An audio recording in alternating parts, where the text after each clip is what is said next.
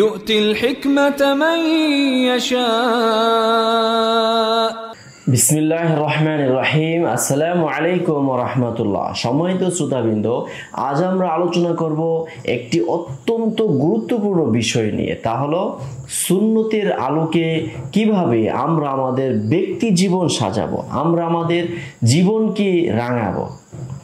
আসুন তাহলে জেনে নিই, রাসূলুল্লাহ সাল্লাল্লাহু আলাইহি সাল্লাম এর জীবন শুধু নামাজ, রোজা কিংবা হজের মধ্যে সীমাবদ্ধ নয়, বরং তিনি আমাদের পুরো জীবন ব্যবস্থার জন্য একটি পূর্ণাঙ্গ আদর্শ রেখে গেছেন।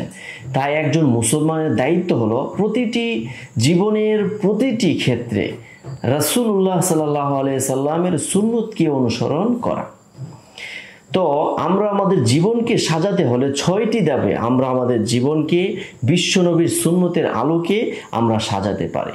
প্রথমত, আল্লাহর সঙ্গে সম্পর্ক গড়ে তোলা, অর্থাৎ ঈমান ও তাকওয়াকে জীবনের ভিত্তি বানাতে হবে। প্রতিটি কাজের উদ্দেশ্য আল্লাহর সন্তুষ্টি হওয়া চাই। সুখে দুঃখে শুকরিয়া ও ধৈর্য ধারণ করতে হবে।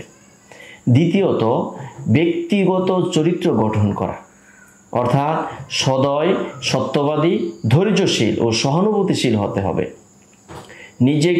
নিজের নফসকে নিয়ন্ত্রণ করতে হবে। ক্ষুধা, রাগ, ঈর্ষা ও অহংকার থেকে দূরে থাকতে হবে। প্রত্যেক মানুষের সঙ্গে ভদ্র ও সম্মানজনক আচরণ করতে হবে। তৃতীয়ত, পারিবারিক ও সামাজিক জীবন আমাদের কেমন হবে, অর্থাৎ পরিবারকে ভালোবাসা ও তাদের হক আদায় করা, প্রতিবেশী ও সমাজের মানুষের সঙ্গে ন্যায়পরায়ণ আচরণ করা, অসহায়দের সাহায্য করা ও দানশীল হওয়া। চতুর্থত, অর্থনৈতিক জীবন আমাদের সুন্নাহ ভিত্তিক আমাদের অর্থনৈতিক জীবন সাজাতে হবে। কিভাবে? অর্থাৎ হালাল উপার্জনে অটল থাকা, প্রতারণা, সুদ ও অন্যায় আয় উপার্জন থেকে বিরত থাকা, খরচে মধ্যপন্থা অবলম্বন করা এবং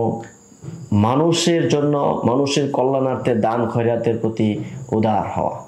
পঞ্চমত, চিন্তা চেতনা ও মন মানসিকতায় আমাদেরকে সুন্নাহের অনুসরণ করতে হবে। কিভাবে?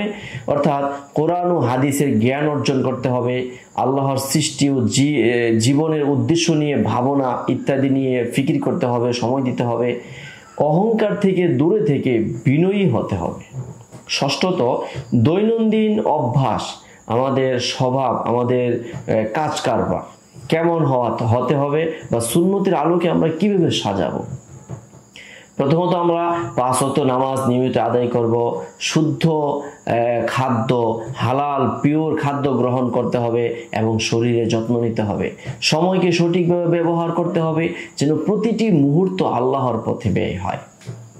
প্রিয় ভাই বোনেরা, সুন্নতের আলোকে জীবন সাজানো মানে শুধু কিছু ইবাদত করা নয়, বরং পুরো জীবনকে আল্লাহর সন্তুষ্টির পথে নিয়ে আসা। চরিত্র, পরিবার, সমাজ, অর্থনীতি, চিন্তা ও দৈনন্দিন অভ্যাস সব কিছুতেই রাসূলুল্লাহ সাল্লাল্লাহু আলাইহি সাল্লামের অনুসরণ করতে হবে। তাই আসুন আমরা সবাই চেষ্টা করি আমাদের জীবনকে সুন্নতের আলোকে গড়ে তোলা। আল্লাহ আমাদের তৌফিক দান করুন। ওয়া আখির দাওয়ানা আনিল হামদুলিল্লাহি রাব্বিল আলামিন। يؤتى الحكمة فقد أوتي خيرا كثيرا وما يذكر إلا أولو الألباب